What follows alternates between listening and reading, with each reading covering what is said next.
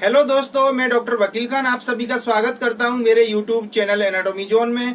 तो दोस्तों, आज की इस वीडियो में हम बात करने जा रहे हैं बोन फ्रैक्चर के बारे में, यानी हड्डी टूटने के बारे में। ठीक है, तो आज की इस वीडियो में आपको कंप्लीट जानकारी दूंगा, यानी फुल नॉलेज देने वाला हूं कि हड्डी टूटने के बारे में, यानी फ्रैक्चर के बारे में। तो सबसे पहले मैं आपको इस वीडियो में बताऊंगा कि भाई हमारी कौन सी हड्डियां होती हैं बॉडी में। जैसे मैं आपको ये ह्यूमन स्केलेटन यानी मानव कंकाल में भी दिखाऊंगा कि जैसे मान लो हमारी अगर यहाँ इधर इस वाले एरिया में फ्रैक्चर हुआ है तो कौन सी बोन में हुआ है, अगर इस वाले पार्ट में हुआ है तो कौन सी बोन में हुआ है, कौन सी हड्डी टूटी है। ठीक है, ऐसे तो वो सारा मैं आपको इस मानव कंकाल में यानी ह्यूमन स्केलेटन में दिखाऊंगा। इसके बाद फिर मैं आपको बताऊंगा इस वीडियो में कि हड्डी जब टूटती है तो वो कितने दिन में जुड़ती है। जो सबसे ज्यादा मेरे से सवाल किया जाता है, लोग कॉल करते हैं या पूछते हैं, डॉक्टर साहब ये बोन टूटी है या फ्रैक्चर हुआ है, कितने दिन में जुड़ेगा, सबसे ज्यादा सवाल होता है। तो इसका भी मैं आपका पूरा क्लियर करूंगा कि कितने दिन में जुड़ती है। और इसके बाद फिर हम बात करेंगे इसकी स्टेजेस की, यानी प्रोसेस ऑफ बोन हीलिंग, यानी कि जब हड्डी टूट गई तो वो कितना दिन में जुड़ेगी और क्या क्या प्रोसेस होती है और कैसे उसकी स्टेजेस होती है, ये सारा मैं आपको इसमें बताऊंगा। ठीक है, इसके बाद में फिर मैं आपको बताऊंगा कि जैसे कोई अगर फ्रैक्चर हुआ है तो किस फ्रैक्चर में हमें सर्जरी की जरूरत पड़ती है या रॉड डलवाने की या क्या क्या जरूरत पड़ती है, और कोई कौन सा किस टाइप का फ्रैक्चर जो है बिना सर्जरी के या बिना ऑपरेशन के प्लास्टर चढ़ा के ही ठीक हो सकता है। तो ये भी मैं आपको जानकारी दूंगा। और फिर इसके बाद में सबसे ज्यादा जो जरूरी सवाल होता है मेरे से कि अगर फ्रैक्चर हुआ है तो उसमें क्या खाएं और क्या ना खाएं, तो ये भी मैं आपको बताने जा रहा हूं, यानी डाइट में क्या लेना है। ठीक है, इसके बाद फिर हम लास्ट में बात करेंगे कि भाई ऐसे फ्रैक्चर हो गया, अब इसके बाद में फ्रैक्चर ठीक भी हो गया, मान लो आपने प्लास्टर करवाया, प्लास्टर कटवा दिया। अब इसके बाद आपने देखा होगा कि कोई फ्रैक्चर जब हो जाता है तो उसमें प्लास्टर कटने के बाद यानी ठीक होने के बाद में 1-2 महीने बाद जब भी ठीक होता है बंदा, तो उसके वो जगह दर्द करती है, यानी दर्द हो रहा है तो वो उसके लिए क्या घरेलू उपचार करे, तो ये भी मैं आपको बताता हूँ लास्ट में। ठीक है, और इसके अलावा जैसे अगर थोड़ा सा स्पाज्म आ गया, जकड़न आ जाती है, आपने देखा होगा, वो उसके लिए क्या करें, तो ये सारा मैं आपको एक एक करके समझाऊंगा। तो चलिए वीडियो स्टार्ट करते हैं। वीडियो स्टार्ट करने से पहले मैं आपसे रिक्वेस्ट करूंगा कि चैनल को अगर सब्सक्राइब नहीं किया है तो चैनल को सब्सक्राइब करें और वीडियो अच्छी लगे तो लाइक भी करें। तो चलिए अब स्टार्ट करते हैं। तो सबसे पहले मैं आपको बताता हूं कि हमारी बॉडी में कौन सी बोन होती है, थोड़ा जल्दी जल्दी बताऊंगा तो आपको अच्छा नॉलेज मिलेगा। जैसे सबसे पहले हम बात करते हैं हाथों की। ठीक है, तो जैसे हमारा हाथ होता है इसको अपर लिम्ब बोलते हैं। तो जैसे हमारा हाथ स्टार्ट होता है इधर से, ये वाला पूरा शोल्डर है, शोल्डर के नीचे हाथ स्टार्ट होगा, लेकिन शोल्डर के आगे ऊपर साइड में एक ये हड्डी होती है यानी बोन होती है, इसको हम क्लेविकल बोलते हैं। कभी ऐसे कोई गिरा तो इस क्लेविकल में भी कहीं भी फ्रैक्चर हो सकता है। ठीक है, क्लेविकल के बाद में एक पीछे अगर साइड में देखें हम इधर, तो एक पीछे साइड में भी एक बोन आएगी। ठीक है, इसको हम बोलते हैं स्केपुला। कुछ अगर एक्सीडेंट हुआ, कुछ आया, अगर इधर चोट लगी तो कभी कभी स्केपुला में भी फ्रैक्चर हो सकता है। ठीक है, अब उसके बाद में शोल्डर जॉइंट हो गया। शोल्डर जॉइंट के नीचे ये जो हमारी हड्डी होती है, बाजू होती है, यहाँ ट्राइसेप्स बाइसेप मसल होते हैं। ठीक है, यहाँ जो फ्रैक्चर होता है इसमें जो बोन होती है वो होती है हुमरस, इसको क्या बोलते हैं, हुमरस। अब हुमरस में जो सबसे ज्यादा फ्रैक्चर होता है वो होता है भाई हेड, ये हेड है, इसके नीचे ये होती है सर्जिकल नेक यानी नेक ऑफ हुमरस, इस जगह से सबसे ज्यादा बोन फ्रैक्चर होती है। इसके बाद में फिर हम नीचे जाएंगे, और भी कहीं भी हो सकती है, कहीं भी जहां भी चोट लगी उधर भी हो सकती है ना। इसके बाद में हमारा एल्बो जॉइंट आ जाता है, यानी जो कोहनी बोलते हैं। कोहनी के नीचे हमारा फिर ये वाला बाजू वाली यानी फोरआर्म बोलते हैं अपन। ठीक है, अब फोरआर्म जो हमारा हाथ होता है, इस वाले में 2 हड्डियां होती हैं, बाहर साइड में एक हड्डी और एक अंदर साइड में। ठीक है, अंदर वाली बोन को हम बोलते हैं अल्ना और बाहर वाली को बोलते हैं रेडियस। तो इनमें भी कहीं भी फ्रैक्चर हो सकता है ना। अब इसके बाद में हमारा फिर ये रिस्ट जॉइंट आ जाता है, कलाई बोलते हैं। कलाई के नीचे फिर जो अब ये जो 8 बोन होती हैं छोटी छोटी, इनको हम मेटाकार्पल बोलते हैं। ठीक है, सॉरी कार्पल बोलते हैं इनको। तो ये कार्पल जो बोन होती है ये बहुत छोटी छोटी होती है, तो इनके अंदर अक्सर देखने को मिलता है फ्रैक्चर नहीं होता है। कभी अगर इधर चोट लगी तो ये डिस्प्लेसमेंट हो जाता है, डिसलोकेट हो जाती है। तो क्योंकि छोटी छोटी बोन है तो कभी कभी डिसलोकेट ज्यादा होता है, जो हमारी हाथ की हथेली होती है इधर वाले एरिया में। लेकिन हथेली के नीचे थोड़ा नीचे जाएंगे तो आप ये देख पा रहे होंगे ये 5 हड्डी लंबी लंबी होती हैं, इनमें ज्यादातर फ्रैक्चर देखने को मिलता है। इनको हम बोलते हैं मेटाकार्पल बोन। ठीक है, मेटाकार्पल के बाद में फिर आप नीचे जाएंगे तो हमारी उंगलियों की हड्डी आ जाती है, इनको फेलेंजेस बोलते हैं। ठीक है, यानी 3-3-4 उंगलियों में, बाकी अंगूठे में 2, ऐसे करके 14 बोन होती है। तो ये तो हमारे हाथों की हड्डी हो गई। ठीक है, आपको हड्डियों के बारे में बताया कि भाई किस जगह कौन सी बोन होती है, कौन सी हड्डी होती है। तो ये तो आप जब अपना एक्सरे करवाएंगे तो आपके डॉक्टर आपको बता देंगे कि कौन सी वाली बोन में फ्रैक्चर हुआ है। ठीक है, तो फ्रैक्चर तो आपको मालूम चल ही गया है। अब इसके बाद में हम बात करें जो हमारा मेन पॉइंट है कि फ्रैक्चर जो है कैसे जुड़ता है, यानी कि हड्डी टूट गई तो वो कैसे जुड़ेगी। तो सबसे पहले हम बात करते हैं कि फ्रैक्चर कितने प्रकार के होती है। ठीक है, तो देखो सबसे पहला होता है एक ओपन फ्रैक्चर। ओपन फ्रैक्चर बोलते हैं जैसे मान लो कोई एक हड्डी है, जैसे ये हड्डी है मान लो, ये टूट के अपनी जगह से बाहर हो जाए और स्किन के बाहर आ जाए, तो मतलब जैसे कोई बहुत ज्यादा चोट लगी है, हड्डी टूटी और बाहर आ गई, तो उसको ओपन फ्रैक्चर बोल सकते हैं। ठीक है, एक होता है क्लोज्ड फ्रैक्चर, मतलब अंदर ही है, या कॉम्पैक्ट कंपाउंड फ्रैक्चर यानी अंदर ही है ना, बड़ा फ्रैक्चर होता है। और डिसलोकेटेड मतलब अपनी जगह से हट गया वो, ठीक है, यानी जैसे हड्डी टूटी और दूर हो गई, तो ये डिसलोकेटेड है ना।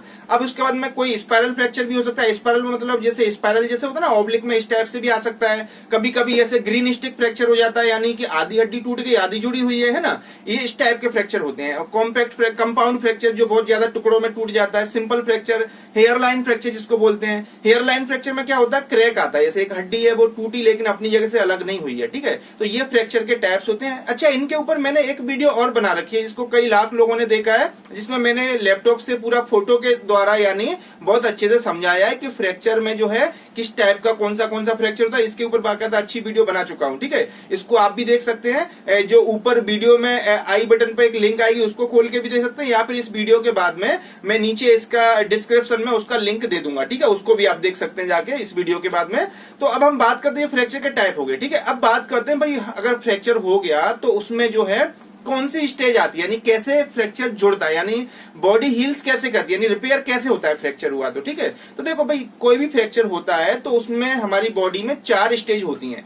सबसे पहली स्टेज आती है जिसको हम हेमेटोमा बोलते हैं। हेमेटोमा बोला जाता है यानी कि जब हड्डी टूटती है तो उस जगह ब्लड आके हेमरेज हो जाता है, यानी कि ब्लड क्लॉट बनता है। देखा होगा आपने। अच्छा, एक चीज देखी होगी, जब भी कहीं फ्रैक्चर हो उस जगह सूजन आ जाती है, आपने देखा होगा। सूजन को ही हम हेमेटोमा बोलते हैं। ठीक है, वहां ब्लड भर गया, आके ब्लड क्लॉट हो गया, तो वो फर्स्ट स्टेज हो गई। ये स्टेज जो है सबसे पहले स्टार्ट होती है, यानी कि बोल सकते हैं कि जैसे ही फ्रैक्चर होगा उसके बाद स्टार्ट हो जाएगी और 1 हफ्ते तक रह सकती है, यानी 7 दिन तक करीब रह सकती है ये। ठीक है, 5 से 7 दिन। तो ये पहली स्टेज होती है हेमाटोमा, यानी फ्रैक्चर हुआ, ये जब हेमाटोमा होने के बाद ही मान के चलो आप बोन हीलिंग यानी जुड़ने की प्रोसेस चालू हो जाती है। उसके बाद में फिर दूसरी स्टेज आती है हमारी, जिसको बोलते हैं अपन जो है सॉफ्ट कैलस फॉर्मेशन। ठीक है, सॉफ्ट कैलस फॉर्मेशन, इसको या फाइब्रो कार्टिलेजिनस फॉर्मेशन होता है। मतलब जैसे हड्डी टूटी, अब उसके बाद में वहां पहला हेमाटोमा स्वेलिंग आई, उसके बाद में फिर दूसरे नंबर पे क्या आएगा, उधर एक सॉफ्ट हड्डी बनेगी, इसको सॉफ्ट कैलस फॉर्मेशन बोलते हैं। वहां पर ब्लड वेसल यानी हमारी जुड़ने लगती हैं और उसके बाद में फिर जो है कुछ कार्टिलेज यानी के और फाइबर के जो है फाइबर बनने लगते हैं। मतलब एक ऐसे समझ लो कि एक सॉफ्ट हड्डी बनती है उधर। ठीक है, ये जो प्रोसेस चलती है 2 से 3 हफ्ते तक चलती है। ठीक है, इसके बाद में फिर हमारी जब वो सॉफ्ट हड्डी बन जाती है उस जगह, अब वो सॉफ्ट हड्डी कन्वर्ट होगी हार्ड कैलस में, मतलब हार्ड बोन में। ठीक है, तो वो हार्ड बोन जो है मतलब वो जैसे रियल बोन होती है वैसी बनने लगती है धीरे धीरे। तो ये वाली जो है बोन प्रोसेस जो है स्टार्ट हो जाती है हमारी मान लो 1 महीने से लेके 3 महीने तक के बीच में, मतलब मान के चलो 1 से 3-4 महीने तक चलती है, यानी बोन जैसे बनने लगेगी पहले जैसे। ठीक है, अब मान लो पूरी बोन बनेगी तो थोड़ी ओवर ग्रोथ हो जाती है ना। अब उस ओवर ग्रोथ को कम करने के लिए फिर हमारी जो 4th स्टेज आती है वो आती है रीमॉडलिंग। अब रीमॉडलिंग में क्या होता है कि जैसे मान लो एक हड्डी टूटी, अब वो नई हड्डी उसके चारों साइड में बन गई, अब उसको वो जो द्वारा पहले ऐसा शेप देने के लिए वो जो एक्स्ट्रा हड्डी बनी है उसके ऊपर उसको पूरा हटाती है, तो वो स्टेज बॉडी अपने आप ही हटाती है, उसको रीमॉडलिंग बोलते हैं। जैसे फॉर एग्जांपल मैं आपको समझाता हूं, जैसे मान लो एक लोहे की रॉड है, वो टूट गई है, अब आप क्या करेंगे, उस पर बेल्डिंग कराएंगे, तो रॉड को पूरा पास में लाए और उसके चारों साइड में आपने बेल्डिंग करा दिया। बेल्डिंग तो हो गई, रॉड तो जुड़ गई है, लेकिन उसके चारों साइड में बेल्डिंग दिखेगी ना मोटी मोटी, पर अब उसके लिए क्या करेंगे, आप ग्राइंडर लेंगे, उसको चारों साइड से घिस देंगे तो वो अपने पहले ऐसे शेप में आ जाएगी। तो इसी तरीके से हमारी हड्डी तो जुड़ जाती है लेकिन उसके चारों साइड में ओवर ग्रोथ हो जाती है बोन की। ठीक है, तो उसको ओवर ग्रोथ को अपने आप ही बॉडी रिमूव करती है, उसको बोलते हैं रीमॉडलिंग, मतलब पहले ऐसे शेप में हड्डी आना। तो ये प्रोसेस जो हमारे 3-4 महीने के बाद में 1 साल तक या 1.5-2 साल तक चलती रहती है, ये अपने आप चलती रहती है। ठीक है, तो ये हमारी प्रोसेस होगी, स्टेजेस हो गई हड्डी जुड़ने की। अब बात करते हैं कि भाई जैसे हड्डी टूटी है तो उसमें किस हड्डी में हमें फ्रैक्चर जैसे हुआ तो किस हड्डी में हमें नॉर्मल फ्रैक्चर मतलब ठीक हो सकता है, यानी प्लास्टर से ठीक हो सकता है, किसमें हमें ऑपरेशन सर्जरी की जरूरत पड़ती है ना। तो देखो सबसे पहले हम बात करें कि जैसे मान लो कोई हड्डी है तो हड्डी में कोई डॉक्टर कुछ नहीं करता है जुड़ने में, हड्डी खुद ही स्वयं जुड़ती है, यानी कि हमारी बॉडी बोलते हैं ना बॉडी हील्स इटसेल्फ, यानी बॉडी अपने आप ही अपने आप को जोड़ती है ना। बस डॉक्टर का काम क्या होता है कि ये हड्डी है अगर टूटी है मान लो, तो जैसे अब आप भी समझदार हैं, देखो समझ सकते हैं, मान लो ये पूरी हड्डी है जुड़ी हुई है। ठीक है, अब मान लो ये फ्रैक्चर हो गया, इधर फ्रैक्चर आ गया, राइट। अब ये फ्रैक्चर आ गया तो अब ये इस टाइप से दूर दूर दोनों हड्डी के टुकड़े रखें तो क्या जुड़ पाएंगे, क्या नहीं जुड़ पाएंगे। तो इसके लिए हमें क्या करना पड़ेगा, दोनों हड्डियों को पास में लाके आमने सामने रखना पड़ेगा, ठीक है। तो ये जो काम है आमने सामने लाने का, ये होता है डॉक्टर का, ठीक है, सर्जन का।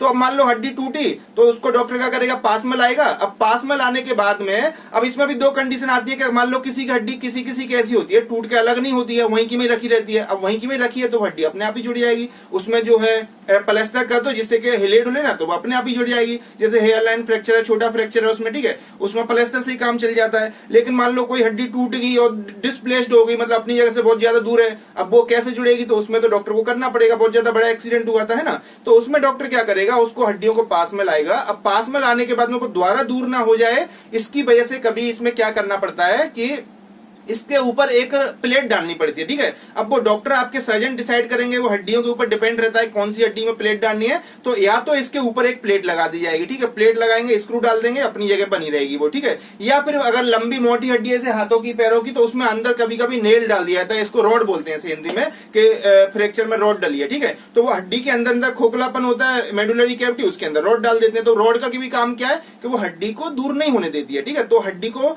मतलब ये है कि मेन हमारा पॉइंट ये होता है कि हड्डी दूर ना रहे, पास में बनी रहे, जिससे कि वो जुड़ जाए। तो आई होप आपको समझ में आया है कि हड्डी कैसे जुड़ेगी, ठीक है। अब मान लो डॉक्टर ने कर दिया या आपने प्लास्टर लगाया, वो हड्डी के चारों साइड में हो गया, तो वो हड्डी जुड़ने लगेगी, वो जैसे मैंने आपको प्रोसेस बताई 4 स्टेज में, है ना।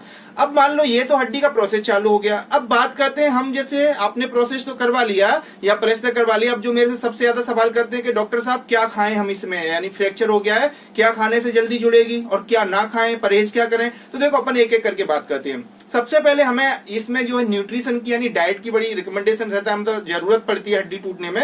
तो जो डाइट में हमें चाहिए, जिसमें हमें कैल्शियम चाहिए भाई अच्छी मात्रा में, क्योंकि हड्डी तो कैल्शियम से बनी है, ठीक है। दूसरा प्रोटीन चाहिए हमें, प्रोटीन से भी हड्डी जुड़ती है, ठीक है। उसके बाद में मिनरल्स चाहिए, विटामिन चाहिए, ठीक है, विटामिन डी वगैरह विटामिन भी चाहिए अच्छी खासी, और आपको अच्छी चीजें चाहिए। तो देखो मैं एक एक करके आपको जैसे जो मैं अपने पेशेंट को रिकमेंड करता हूँ आपको बता दे रहा हूँ क्या खाएं। तो देखो सबसे पहले हमें जैसे मालूम है भाई, हमें जो अवेलेबल होता है दूध होता है, मिल्क। तो milk is a good source of calcium, as you know, है ना, अच्छा खासा उसमें कैल्शियम होता है। तो आप मिल्क पी सकते हैं, दूध ले सकते हैं। लेकिन दूध को और अच्छा इफेक्टिव बनाना, तो मैं आपको एक तरीका बताता हूँ, उसमें आप उस तरीके से पियेंगे तो अच्छा फायदा मिलेगा। कि क्या करना, आपको 1 या 2 गिलास लेंगे आप दूध लेंगे। अब उस 1 गिलास दूध के अंदर आधा चम्मच हल्दी का पाउडर, हल्दी पाउडर जो नॉर्मल हल्दी पाउडर, क्योंकि हल्दी पाउडर की क्वालिटी होती है एंटी इन्फ्लामेटरी, सूजन कम करता है, ठीक है।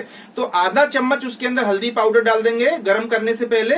फिर उसी दूध के अंदर 3 से 4 छुहारे समझते हैं, जैसे जिसको सूखे खजूर बोलते हैं कुछ लोग, या फिर कुछ लोग जो है खारक बोलते हैं, पीले कलर के वो सूखे खजूर देखे होंगे, तो वो तोड़ के उसमें डाल दो दूध में गर्म करने से पहले, 3 से 4, है ना। उसी दूध में फिर आप जो है 4 से 5 मुनक्का डाल दो। मुनक्का बोलते हैं बड़ी किशमिश जो आती है ना, मनुका या मुनक्का या खारिक बोलते हैं गुजराती में, ठीक है। काफी लोग जैसे जानते हैं, जो उसके अंदर बीज निकलता है, अंगूर की बनी होती है, देखी होगी आप लोगों ने, ठीक है, वो ब्राउन कलर की आती है, वो डाल सकते हैं, 5 वो डाल दो। ये तीनों आइटम डाल के, यानी 1 गिलास दूध, आधा चम्मच हल्दी पाउडर, 3 छुहारे और 5 मुनक्का, ठीक है, डाल के उस दूध को फिर गर्म करो अच्छे से। गर्म करके उस दूध को गरम गरम पीना होगा आपको, ठीक है। जैसे 1 गिलास सुबह पी सकते हैं, और चाहो तो 1 गिलास रात को भी पी लो, ऐसे खाने के बाद में, सुबह नाश्ते के टाइम पे पी लो तो अच्छा काम करेगा ये, है ना। नेचुरल पेन किलर भी होता है हल्दी वाला दूध, तो आप पी सकते हैं, ये अच्छा काम करता है हड्डी जोड़ने में। इसके बाद में फिर दूसरा आइटम, जैसे आप मान लीजिए हरी सब्जियां खाओ सारी की सारी। भाई हरी सब्जियों में अच्छी विटामिन होती हैं, हरी सब्जी, पत्तेदार हरी सब्जियां जो भी मिलती हैं, दूसरी हरी सब्जियां खाओ, लेकिन ऑयल कम डालें उसके अंदर, बहुत ज्यादा ऑयल नहीं डालना रहता है उसमें, ठीक है। सब्जी पकाएं लेकिन ऑयल कम, ज्यादा मिर्च मसाले वाली ना खाएं। तो सब्जियों में, सभी सब्जियों में विटामिन अच्छी होती है, ठीक है। इसके बाद में फिर आप सारे फ्रूट्स खा सकते हैं, फ्रूट्स में भी अच्छी विटामिन होती है, जैसे संतरा, मौसम्मी, है ना, सेब, केला, पपीता, जो भी आप फ्रूट्स मिल सकते हैं खा सकते हैं। अगर आपको शुगर है तो शुगर के हिसाब से जो ज्यादा मीठे वाले फ्रूट्स होते हैं वो ना खाएं, बाकी शुगर नहीं है तो सारे फ्रूट्स खा सकते हैं आप, है ना। बस ठंडे ना खाएं ज्यादा, एकदम नॉर्मल टेम्परेचर पे खा सकते हैं, और अपना जूस भी पी सकते हैं उनका, ठीक है। इसके बाद में फिर ड्राई फ्रूट्स भी खा सकते हैं चाहें तो आप, उनमें भी अच्छी न्यूट्रिशन मिल जाती है, काजू, बादाम, अखरोट, जो भी पिस्ते वगैरह जो मिलते हैं सब बढ़िया है, ठीक है। इसके बाद में फिर आप जो है एक आइटम और खा सकते हैं, वो भी अच्छा आपको पेन किलर का काम करेगा, यानी, है ना। जैसे मैं अपने पेशेंट को बोलता हूं, जैसे आप लोग जानते हैं मेथी मिलती है, फेनुग्रीक सीड्स बोलते हैं, मेथी के दाने आते हैं, पीले कलर के आते हैं, उनको खा के यानी दर्द में थोड़ा राहत मिलती है उसमें। तो उसका खाने का तरीका ये रहेगा कि सूखी मेथी नहीं खानी है, उसके लिए क्या करेंगे, 1 गिलास पानी लेंगे आप, ठीक है। 1 गिलास पानी लेके उसके अंदर रात को, मतलब उसके अंदर 1 चम्मच, 1 से 2 चम्मच मेथी के दाने भिगो के रख दो, पानी के अंदर सोख करके रख दो, ठीक है। पूरी रात भिगो भिगो के रखो, सुबह मेथी को पानी में से निकाल लो। निकालने के बाद में फिर उसको आपको चबा चबा के सुबह खाली पेट खाना होगा, है ना। अच्छा, कुछ लोग खा पाते हैं, कुछ लोग बोलते हैं कड़वी लगती है नहीं खा पाते, तो उसके साथ में आप कुछ उसमें या तो किशमिश मिला लो सुबह, है ना, या फिर जो अंजीर आती है, फिग बोलते हैं, ड्राई फिग, वो भी मिला सकते हैं छोटे छोटे टुकड़े करके। और फिग को आपको जो अंजीर है उसको पानी में या तो गलाएं रात को, या सूखा सुबह डायरेक्ट मिला लें मेथी के अंदर, लेकिन मेथी को जरूर गलाएं, है ना, रात को भिगोना है। तो ये आप खाएंगे तो इससे भी अच्छा फायदा मिलता है ना। उसके बाद में फिर दूसरा आप खा सकते हैं, जैसे कि और प्रोटीन के लिए, जैसे आप मान लो अंडे हो गए, जो लोग अंडे खाते हैं वो अंडे खा सकते हैं। इसके अलावा मीट जैसे मटन चिकन ये भी ले सकते हैं अगर खाते हैं तो आप। अगर नहीं खाते हैं तो उसकी जगह आप जो है पनीर ले सकते हैं। पनीर में भी अच्छा प्रोटीन है और कैल्शियम है, लेकिन पनीर में ज्यादा चिकनाई वगैरह तेल वगैरह ना डालें, ठीक है, ज्यादा मिर्च मसाले वाला हैवी ना बनाएं। और अगर अंडे भी खाते हैं तो अंडे को बॉईल करके खाएं, उसका जैसे ज्यादा प्रोसेसिंग अंडा आमलेट मामलेट ऐसे बहुत सारी चीजें बनती है, ये ना बनाएं, ठीक है। सादा अंडा बॉईल करके भी खाएंगे, 2 अंडे काफी हैं उसमें, ठीक है। इसके बाद में फिर और बात करें तो आप चने भी खा सकते हैं। चने में भी अच्छा प्रोटीन होता है, रात को भिगो दो, आप उसको सुबह खा लो, जैसे चबा चबा के खाते हैं ना। अच्छा, सुबह सुबह नाश्ते के टाइम पे एक आइटम और खा सकते हैं आप, जो है स्प्राउट बोलते हैं। स्प्राउट में भी अच्छा खासा बी कॉम्प्लेक्स वगैरह मिलता है। तो स्प्राउट बनाने का तरीका बहुत आसान होता है। जैसे मान लो आप जो है रात को पानी लेना है एक कटोरी में या कोई बर्तन में, उसके अंदर एक मुट्ठी जो है चने जो काले चने आते हैं वो रात को भिगो के रख दो। उसके बाद में फिर एक जो है मुट्ठी मूंग की दाल, मूंग हरी वाली दाल आती है, वो भिगो दो। उसके बाद में एक मुट्ठी जो है मूंगफली, जो पीनट या ग्राउंडनट बोलते हैं, वो भिगो के रख दो, ठीक है। ये तीनों आइटम भिगो के रखो। मतलब जैसे मान लो आपने कल के लिए बनाना है, मान लो ऐसे, तो आज सुबह आपको भिगो के रखना पड़ेगा। आज सुबह से रात तक भिगो के रखो उसको। भिगोने के बाद में रात को उनको निकाल करके एक गीले कपड़े के अंदर लपेट के रख दो। तो सुबह फिर उसको निकाल के वो स्प्राउटेड हो जाएगा, मतलब अंकुरित हो जाएगा। उसको आप सुबह खाली पेट खा सकते हैं। तो उसमें बड़े अच्छी विटामिन वगैरह मिलती हैं और बड़ा फायदा करता है, ठीक है। तो ये आप सारी चीजें खा सकते हैं। मतलब ये हेल्दी खाना खाओ अपना, जैसे कि अपना रोटी भी खाओ, बढ़िया रोटी सब्जी खाओ, सारी हेल्दी खाओ, लेकिन ज्यादा ऐसे मिर्च मसाले वाले ना खाएं, ठीक है। अब हम बात करते हैं क्या नहीं खाना है, परहेज क्या करना है। तो देखो, परहेज में आपको एक तो कोई भी ज्यादा खट्टी चीजें नहीं खानी है। खट्टी चीजें जैसे खटियाई वाले, जैसे सॉस, चटनी, अचार, रायता, खट्टा दही, है ना। दही ताजा दही खा सकते हैं, लेकिन ठंडा और खट्टा नहीं होना चाहिए, ठीक है। ताजा दही चलेगा, ठीक है। अच्छा, दही में भी अच्छा कैल्शियम मिल जाता है, लेकिन खट्टा और ठंडा नहीं खाएंगे, ठीक है। क्योंकि आपने सुना होगा खटियाई से, जैसे बोलते हैं ना, पहले के टाइम पे बोलते हैं खटियाई से सूजन बढ़ती है, दर्द, तो खटियाई से सूजन दर्द बढ़ सकता है आपका, ठीक है, क्योंकि आपको तो फ्रैक्चर है। इसके बाद में फिर जो है आपको दूसरे आइटम मिर्च मसाले वाले जंक फूड, फास्ट फूड भी नहीं खाने ज्यादा। जैसे कि मान लो pizza, burger, noodle, Maggi, pasta, kachori, bhajiye, ऐसे आइटम ना खाएं। थोड़ा बहुत कभी कभार चल जाता है भाई, रेगुलर बेस पे ना खाएं आप उसके, जब आपका फ्रैक्चर हुआ है, ठीक है। इसके बाद में फिर आप जो है कोई भी, जैसे मान लो आपको जैसे शौक है भाई, ये बहुत खास ध्यान रखना है। मैं सारे मरीजों को बोलता हूँ कि ये तो बिल्कुल ना करें, स्मोकिंग बिल्कुल ना करें। आप अगर स्मोकिंग करेंगे तो जो स्मोकिंग से देखा गया रिजल्ट मिला है इसका, कि जो हमारी हड्डी जुड़ने की प्रोसेसिंग होती है वो बहुत स्लो हो जाती है, यानी बहुत दिन लग सकते हैं। अगर आप स्मोकिंग तो बिल्कुल छोड़ दो भाई, ठीक है। या फिर स्मोकिंग के अलावा आप अल्कोहल लेते हैं, वो भी ना लें, ठीक है। या फिर टबैको या तंबाकू वगैरह खाते हैं, तो ये ऐसे आइटम मतलब ना खाएं तो अच्छा रहेगा, ठीक है। इसके बाद में फिर जो है एकदम से बहुत ज्यादा ठंडा भी ना खाएं, फ्रीज का रखा हुआ, जैसे कि कोल्ड ड्रिंक, आइसक्रीम, ठंडा जूस, ठंडा पानी, या जो भी एकदम चिल्ड आइटम ना लें। अगर गर्मी का टाइम है भाई, ठंडा पानी पीने का मन है, तो जितना मटके के अंदर ठंडा पानी होता है उतना चलेगा, एकदम चिल्ड पानी ना पिए। चिल्ड पानी पीने से क्या होता है कि थोड़ा स्पाज्म आता है, थोड़ा सा दर्द बढ़ सकता है आपको, ठीक है। तो ये आपको खासकर ध्यान देना पड़ेगा। तो ये जो मैंने आपको खाना और ना खाने वाली चीजें, इनका ध्यान रखें फ्रैक्चर के टाइम पे, ठीक है। इसके बाद में आपकी दवाई चलती रहेंगी, जो आपके डॉक्टर साहब दवाई दिए वो आपको चलने देनी है, ठीक है। इसके बाद में अब हम बात करते हैं कि लास्ट में, जैसे मेरे से कई लोग पूछते हैं और होता भी है कि जैसे मान लो आपका फ्रैक्चर ठीक हो गया है ना, अब ठीक होने के बाद में क्या होता है कि जैसे कोई भी जैसे हाथ में फ्रैक्चर हुआ या पैर में हुआ, प्लास्टर लगा है या दूसरा चीज है, तो जब फ्रैक्चर तो ठीक हो गया, लेकिन उस जगह दर्द होता है फ्रैक्चर ठीक होने के बाद में, या थोड़ी जकड़न आ जाती है, तो उसके लिए क्या करें डॉक्टर साहब, पूछते हैं लोग। तो देखो, इसके लिए आपको बहुत आसान है। एक तो आप जो है सिकाई कर सकते हैं उसकी। अच्छा, सिकाई आप जब करेंगे जब आपकी उस जगह सूजन नहीं रही है। जहां भी फ्रैक्चर हुआ है वहां देख लो, सूजन खत्म हो जाती है 1-2 महीने बाद, जो भी है, जब आपका ठीक हो जाएगा वो बोन।